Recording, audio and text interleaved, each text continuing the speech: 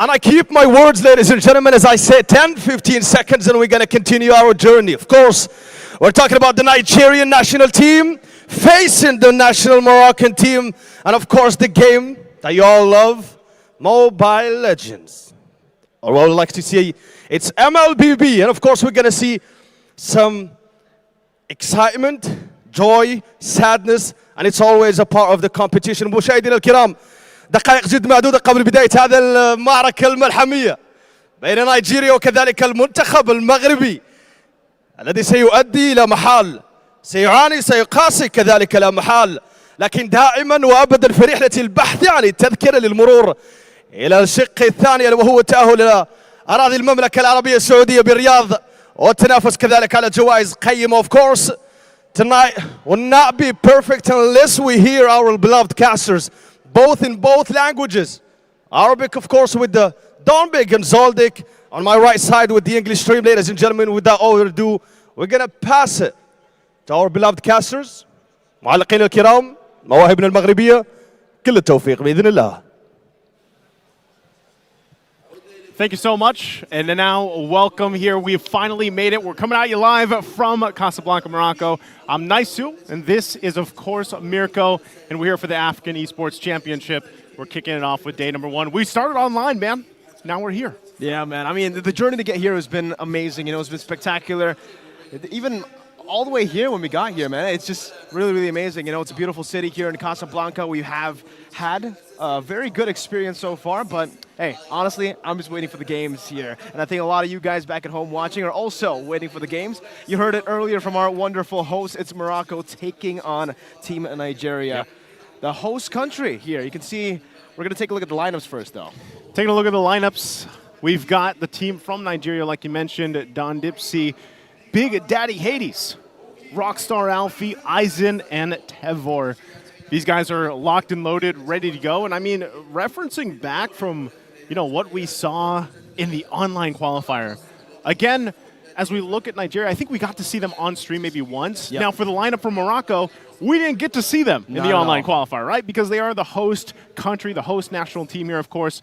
And the lineup here for Morocco is going to be Yanastis, Kenji, Albert, Rostein, Super Rival, and Ayato. Oh, man. You know, I mean, to be fair, we haven't really seen Morocco. You mentioned it earlier, but we've had a few talks here and there with a caster, our good friend from the Arabic desk, Don Big, who's actually also coaching this team, and he's been telling us all about how this team has been really, really good in scrims. Yeah. They've been really good for the longest time, but unfortunately, due to the ping and server issues, they really haven't been able to perform in the international stage. Well, now they get the chance to prove to the world that Morocco is a titan in Mlbb, and they're up on stage already. They're looking really confident, despite the fact that this is their first time probably, representing Morocco. And they're not only just representing Morocco, they're representing Morocco in Casablanca with a whole lot of people watching them. So definitely added pressure there, nice. Yeah, definitely. This reminds me of almost Riyadh in a sense, where like everybody comes out at night, because obviously it's pretty hot here, guys. I know we're used to, the humid weather, and here I would say it's a mix of there is some humidity, there is also some dry heat as well, but everybody comes out for at nighttime here, and definitely to this venue, it's been amazing so far, seeing the other games today, kicking off, of course, for this. And like you mentioned, I think one of the big things about this is the fact that something even we mentioned during the online qualifiers, man, is this is the first opportunity for this region, right? All of Africa to take part in an esports event like this, and having that opportunity, having them get to showcase their talents here is the amazing thing. And what better way to do it than kicking off with the national team here to celebrate this? And like you mentioned, Don Big gave us, some hints because again, as casters, we're always like, how do these guys play? What do they bring? I mean, you guys have been watching, for everybody that's been watching competitive Mlbb, we're clearly in a certain meta right now that's fitting really well. So, we want to know, what do these players bring to that table? What kind of play style do they have? And I guess the biggest question, and what everybody wants to know, is we're in the assassin meta. How can they do? How do they perform with these assassin picks? Exactly. I think, we've been seeing a whole lot of that. Those assassins come out in MPL Indonesia, MPL Philippines as well. And fun fact, for a lot of these players, we actually had a a conversation with them, a few talks with them as well, and they've been telling us that they're big fans of, the Philippines, of Indonesia as well. So definitely going to take inspiration from the picks that we've been seeing. Yeah. Because you've been talking about the Hanzo as well, popping up in MPL Philippines Day and in one. MPL ID. We just got our first Savage earlier today, so maybe we might see more of those Rogers. And from the conversations we've had with Dom Big, it just seems like he's really confident in the team. I think through his words, we should be confident about their performance as well. And even in their drafts, despite him not being on stage there together with the team, he said he already gave him notes. They gave him like prep and everything. But we're going to take a look at the groups here. Morocco in Group A. Group A, I don't know, man. Looking at Group A and Group B, who's Group of Death here? Like, at this point, everyone everyone's Group of Death. Because I know you guys have probably already seen it, the predictions that we threw out there, of casters. Yes, sir. We went with Egypt. Now, disclaimer, right? Part of that was we didn't get to see Morocco play. So after everything we've heard so far from Don Big and even online, what we can take from that, maybe this is the case where, who knows, maybe we see Morocco versus Egypt, for that final. Again, though, when we get through these groups, 2 of these teams will go to the WEC in Riyadh at the end of the year, right, for the World Esports Championship. So that's what they're going for.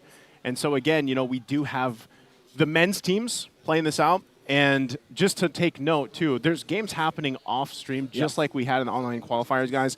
So if you want to stay up to date, go to iesf.gg. You guys know all about that. I'm sure I don't know if it's Nightbot, but I'm sure he's doing the work in the stream as well. So you can go ahead and check that out, stay up to date with the standings, and keep an eye on that because, there's games happening all around. And then later, I believe, because we only have 2 MLBB streams today, it's MLBB Women's that we'll be watching later on. It's a brutal format here that we have for the AEC, and obviously with only 2 teams making it out of AEC here to compete at WEC, it puts a lot of stakes already, even in the first match here. It's a double round robin for the men's here, at least for the groups. So we will see them match up against each other twice overall, and that's going to be really cool to see, right? Most of the groups that we've seen in international events, we've seen them actually just meet up once. And even then, it's a best of 2, best of 1. We've been seeing a whole lot of that recently in the MLBB These are all best of 3s, ecosystem. But yeah, exactly. These are all going to be best of 3s in the group stages. So there's not really going to be as much cheese, I believe. Not going to be as much gimmick drafts coming out. But the fact that we've seen some of those gimmicks come out, even in best of 3s in the African regional online qualifiers that we had. Was that the Rome Africa, Hellcurt the double too? Rome, well, technically double Assassin Rome in the mid lane. That was South Africa. Can't wait to actually see if some of these teams like Morocco and Nigeria will actually take inspiration from the African regional online qualifiers and use that as data to try to beat each other out. Because even in ID, we saw Yin, and it worked. It did. For some reason, it did. Wait, was it Rome? It was jungle. Okay. Jungle, yeah. Either way, Not as crazy, but it's not as crazy. Still kind of crazy. It is Yin, popping Yin. up in competitive play, but I think that's what makes things so interesting. And like meta. I was saying, the meta that we've been seeing develop over the past month and a half, with all the major tournaments going on, it leaves room for a lot of that experimentation, the niche picks or cheese strats, whatever you want to pretty much call it at this point, come to play here. And I think the most memorable from our online journey up to this point was the fact that we were like, why is Hanzo always being banned out, right? Especially for Senegal. For Senegal, yeah, because it was Team Senegal. It was Kilowayne that they were just constantly banning the Hanzo out. And then funnily enough, like we just mentioned, the Hanzo actually comes into play in the Philippines, for their opening day. So who's to say that maybe we get to see some of those picks like pop up with the Hanzo? We know the Lings are still doing great. Yep. You said Yin. Who knows what's going to pop up? I think part of that too is really because of the fact that we only have, what we've learned about Morocco, Nigeria themselves, I feel like the special thing about this whole event is running into, some of the players out here and everything and hearing their stories about how big of a fan they are of the other regions or just the game in general, like the esport in general, and how much they pay attention to it. So I think, again, you kind of have to put that into perspective here. Like, these are the first opportunities for some of these players to go ahead and compete, with MLB like this. And I think there could be a mix. I mean, again, with the audience here that we have some pretty big names also here from Morocco watching.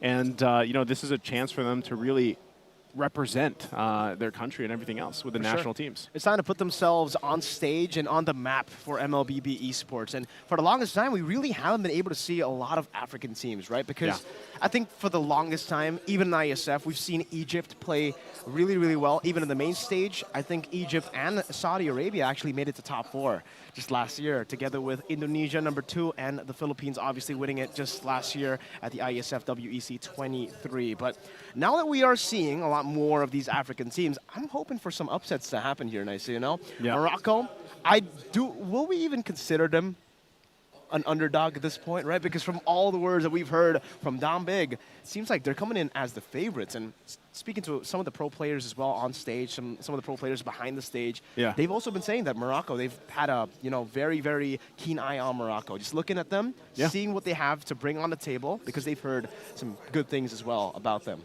You know, and I think when we look at this, and we have to see what the play style is going to be like, but I'm just wondering too, as I look at behind our casters over there on the Arabic desk, are those the picks? Oh, they were the picks. Okay.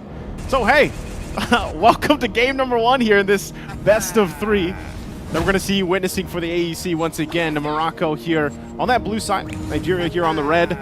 And now, you know, we didn't get a chance to really break down the draft or what we would see there, but just taking a look real quick, let's catch it up, right? We've got the jungle matchup. We don't have the full assassin matchup. We have a Hayabusa versus an X-Borg in the jungle. But, you know, interesting lineup that we're going to see from Morocco, I feel like, because when you break this down, it almost looks standard, you know, for the most part, but when you look at this, the pacing that they have is actually going to be really good, how they set things up against Nigeria. And on the other hand, you know, it's big quality pickups like the Harith, the Grok that you love seeing as well. Definitely, you know, for Team Nigeria, I feel like, and it's more of a dive composition. They want to really utilize the cycle of skills here all together when they go for these big team fights, and that's exactly what they're looking for. Big team fights plus a whole lot of mid-prio here. Mid-prio is definitely a top priority as well. Yanasti's walking up. Now the Quad Shadow coming in as well. The last Insanity not there just yet, but the Farago armor will be melted down. Rockstar Alfie going to be taken out. Super Rival picks up first blood, and it's Morocco on the board early on. Great first pickup already that they get to deal with. And now, so with that, you know, this is what I was saying, man. You lock in the Hayabusa, you get an early kill. That's already a great start. That already allows you to snowball into the next objective. Turtles up. You know, so these level 4s are going to come online. They're going to get locked those in. Nigeria, on the other hand, they're setting up. I mean, look where Rockstar Alfie is. He's kind of waiting around that area, so he gives the information, but without a level 4, there's not much that he can do. Finally, right here, too, Aizen does get that level 4 now, so still neither team fully committing just yet, but it looks like they're going to get in that position. They're going to wait for Super Rival, lock in that buff as they make their way towards that turtle. We'll have to wait, see if we can get a lock in on that. Everybody's there on that top side. Seems they are fighting. Does seem like, you know, they're already using a lot of skills. Yanasti's actually picking up a kill up top. Now gonna go for the chase. Yanasti's under the turret, tier 1. Might be punished here. It seems like he is able to get the double kill under the turret now, finally. Nigeria on the board, picking up 1 kill for themselves. Dom Dipsy gonna be the one to take that kill for himself. Super Rival, though, taking a neutral objective for Morocco. 3-1 with the neutral objective. This is an amazing lead for a composition with a whole lot of late game power too in Ayato. Yeah, you know, we get a good look at Ayato there, but yeah, it just, there was a whole lot happening for Morocco. They were able to get that double kill, then the objective on top of it. So for Nigeria, you know, with that, you know, they find themselves a little bit behind 1,000 gold or so. Big item pickups coming up here too. You can already see it, right? The Corrosive Scythe now locked in for Ayato. We got to see him farm up quite a bit. So he locks in that first item, and then you got the Hunter Strike. There's the Thunderbelt to pick up for Kenji. So these are the early power spikes, if you will, that we can bring up. You know, bring it up, talk about the power spikes that they have available to them, and then go from there. Meanwhile, on the other side, Trevor does get the Starlium Scythe locked in on this Harith. So that'll be great for him in trying to battle out these 1v1s against Morocco. And part of that, too, is just kind of containing Ayato, you know, working around the fact that he's got the Spirit of Destruction. He can show up to those fights when he wants. But look at this focus here on the bottom side. Oh, good rotation over. Vengeance coming down from Kenji, trying to look for the final slash, and they're all out fine. The bottom lane is that's going to be a wild charge defensively. Lost Insanity, the chase. Rival going to be punished under the turret. Daddy Hades burning him down. Yanasti's taken out. Despite the I'm offended used up, Ayato Coming into the fight again, Kenji with the vengeance resets, but Big Daddy Hades comes over to pick up a big kill back. And it's a 3-0 response from Team Nigeria. There you go. There's the response from Nigeria. That's a great response from them at that. And that's why it was so important, you know, pointing out those big item pickups this early on, those first items locking in, gives them that fighting power to respond to that. Because again, that was Morocco. It was like, let's fight here in the bottom side. Let's put the pressure here and make something happen. Well, Nigeria had an answer for it. And that's something you have to keep in mind of. I mean, these are some big pickups here for Nigeria. You can already see it too. Big Daddy Hades gets that immortality. You can see it locked in now. Still working on the rest here. I'm wondering if Don Dipsy has something else too, other than those boots. But the turtle's up now. So they go ahead and rotate for this objective. We're going to have Morocco start it up. But there's the information. Rockstar Alfie's going to give it to them. Trevor, not sure if the rest of the team can get here. Two-man final slash coming down. Kenji with the vengeance, popping in. Trevor walking up to Mod Force. Now Kenji going to be taken out. There's Big Daddy Hades. Picks up a killing spree, securing the neutral objective as well. Don Dipsy on the chase. Trevor together with a dash now. Just moving forward, forcing Morocco back. And the Nasties utilizing the last insanity onto Don Dipsy. He's already used the black shoes. Trevor with the re-engage, but will not be able to find it. Meanwhile, Ayato the Tornado finding a turret up top, sieging it down and getting a trade for Team Morocco. Okay, great. Once again, this is a good push and pull. I mean, for a while, I was thinking early game, Morocco's going to be, you know, dominating this early portion, but it's Nigeria that gives the answers back. You know, they've evened out the objectives in terms of the turtle. So it looks like, wow. All right, it looks like Trevor's just going to get deleted. And you can see that too. Now at the point, Super Rival picks up the Sky Piercer. It's still going to be used. I'm not sure if Rockstar Alfie is going to be able to do much with that. So again, going back to the point here, it's relatively even. You know, neither team has gotten much to do around the map. There's one turret in favor of Morocco though. It looks like they're going to get a response now finally for Nigeria. They open that up too. And what we could be seeing here is a equalization for this next and last turtle. And I think that's crucial, Mirko. I think when you get to it, before that first Lord comes up here, once they kind of hit these mid-game power spikes, this is where we really have to pay attention to these lineups, both on how they scale up at the mid-game. Most definitely. You know, I think for both of the compositions, they have a very strong hold of the mid-game. It comes down to their mid-game power spike here for Team Nigeria and also for Team Morocco. And I think it does put Morocco in a tougher spot now that Super Rival has the Sky Piercer. Yeah. Going to be pressured to go in for a lot more team fights. Kenji going to be engaged on, goes in with the vengeance. Now Super Rival waiting for the moment to actually jump in as the Zaman Force gets popped in. Trevor able to find the Zaman Force. Kenji taken out as Trevor continues this onslaught of damage. Super Rival can only go in for a few shurikens and then backs off. 4-6, it's Nigeria with the lead, and the turtle spawns in 7th minute of the game. This should be the final turtle going to the hands of Nigeria. Yeah, it should be. I don't think there's much of a response that can happen from Morocco unless Ayano's able to pull something off. Again, he's been farming up quite a bit here, you know, on this Moskov, but it just looks like they're going to be outgunned right now as Nigeria goes. Should be able to secure this, but they might want to fight. I'm offended. Albert Rostein and Eisen picks it up with the penalty zone, securing the last and final turtle of the game for Team Nigeria this time. So they're leading in turtles 2-1 despite the early lead from Morocco, despite the early snowball as well from Morocco. So great composure here from Nigeria, able to hold their own. And I would say a big part of it has been Rockstar Alfie utilizing the barriers to actually zone Morocco off of these big team fights. Well, I know what you say about the Grok. You know, you love to see him. There's a reason why he's so valuable in these lineups. And so far, Rockstar Alfie, he's been a rock star, you know, at this point. And hopefully he continues to do that for Nigeria because that's what they have to play around. Eisen also. I don't know if he takes inspiration from the Eisen we know as well, who loves this pick. The Rizzler, there it is. Wild Charge is going to be used. Two-man Wild Charge are all going to be committing onto Rockstar Alfie, who gets taken out, but it doesn't seem like Nigeria want to participate in this team fight. Decides to back off. They only lose their roamer, who's already died once anyway. Not a big bounty to lose there.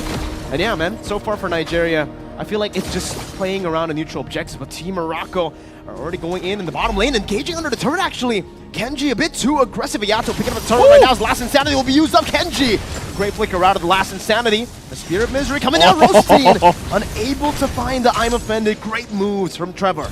If they got the I'm Offended pull off that would have been huge. Penalty zone, Albert Rosenstein in trouble, able to dash out just a few times. The hammer comes down. A lot of damage placed down. Nasty still able to dash away. Big Daddy Hades controls the wave against Super Rival.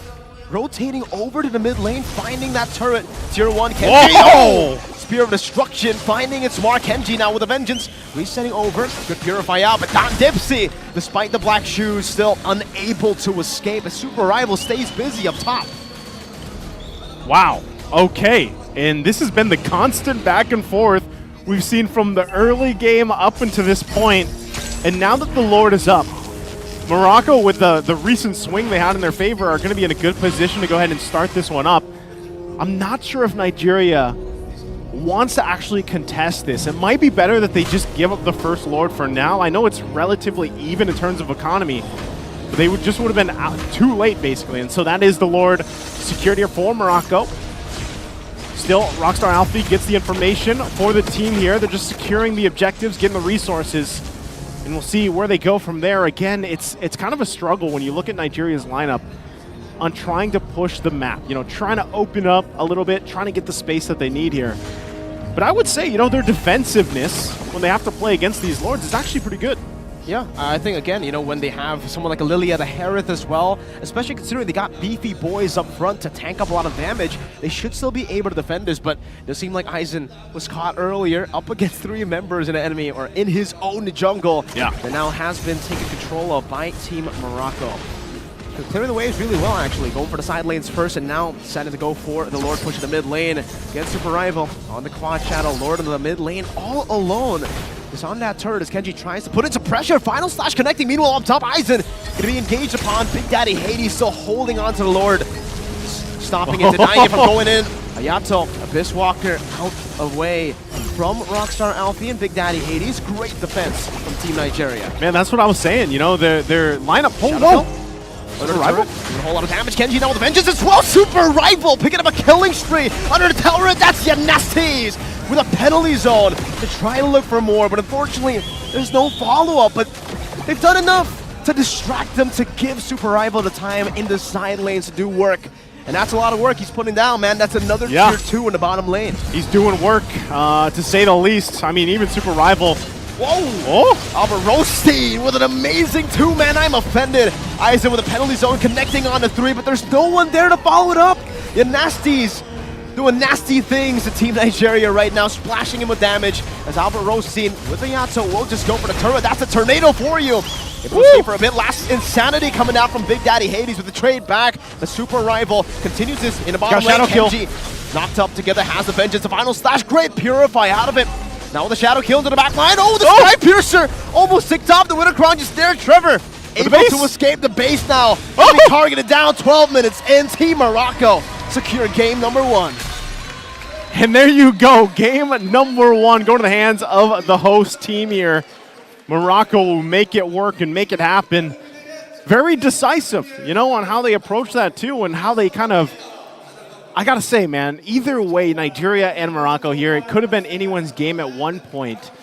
But it seemed like, when things were pretty even for a while, like a switch got flipped from Morocco. They're like, you know what, we've had it to this point. Let's go ahead and make this end, because I think if we would have gotten to a point where it was a late game and they extended to the late game, Lord 3-4, around that territory, then the lineup really would have been more difficult to get through, because you saw the clear speed. Like, their defense on that Lord push was actually pretty good. They cleared things out really well. But unfortunately, I think they just kind of didn't have an answer to Super Rival. Like, that was part of it, He was just unleashing the back line. In the Sky Piercer, like, he didn't even, at some point, he didn't have, like, the procs come off on certain points because of the uses of the Winter Crowns and just their beefy boys, like you mentioned, and it's good that they ended the game early. As you can see, though, we got the player of the match, Ayato. What do we call him? The Tornado. The Tornado. That's from Don Big, by the way. Shout out to Don Big, man. Must be ecstatic right now. I can hear him in the speakers here in the stadium as Team Morocco gets the dub in game number 1. He's a bit off in his prediction. You know, he did tell us right before the game that it'll probably be a 10-minute game. Yeah. Well, 2 minutes off. Not bad at all, Don Big. Great prediction there. We'll see if his prediction for the entire match goes through as well, because he did say 2-0. And shout out to Ayato, by the way. You know, for the itemization, nothing too special. It's just a normal Moscow build that you would expect, but the way that he was playing it, yeah, it definitely felt like he was a tornado. An oppressive force all around the map, circling around the map 24/7, and teleporting with the SOD. The efficiency of those teleports with the SOD and the efficiency of landing, the accuracy, I should say. I do want to give a little bit of my own take of the drafts coming in for Nigeria, though. If I had to nitpick, it definitely has to be the fact that they don't have a lot of variations when it comes to damage output. It was literally just magic damage, right? I mean, yeah, you can build a case for the X-Borg, but it does feel like when you already have such a big force, like a Lilia in the mid lane, you might need, especially with a Harith in the gold lane, you might need a bit more physical damage in the jungle. Or just pick a marksman. I think that's a really good way as well. But we didn't really see the drafts there nicer, so I'm not too sure if it was a strategy for Team Morocco to actually ban out a lot of the marksmen. Yeah. I believe, you know, but the game number 1 was awesome. I think nonetheless, because finally now we got to see Morocco play as well. Exactly. You know, so now we have some information, of course, on them. We are going to be taking a short break, though, while the players get us situated for game just number 2. I think 10 minutes. 10 minutes. That's short, medium. We'll see. But we'll be back after this. Catch you later.